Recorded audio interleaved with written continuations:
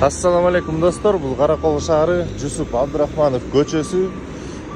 Bu Karakol şahrdык драма театры, Тыныстанов университети. Bu биздин Karakol şahrdык мэриясы, яг администрация. Мына өзүңүздөр билгендей, ушул жолдун акыбалы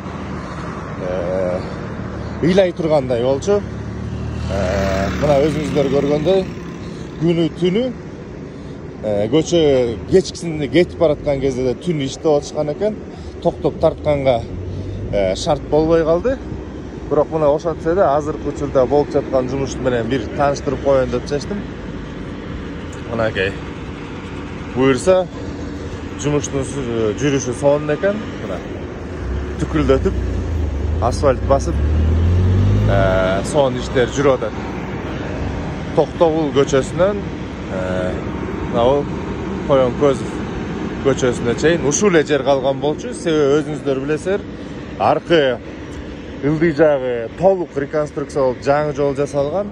Аркы өйдө жагы дагы Жеңиш паркка чейин толук жасалып, жолдорубуз жаңы. Эми мына ушул отрезак жасалып бүткөндө ушул көчөбүздүн көркү чыгып, жана жашоочуларыбызга, жалпы Кыргыз Каракол шаарынын тургундарына, жалпы эле биздин Кыргызстанда мына бул жакшынакай шарт түзүлүп аткандардын бири.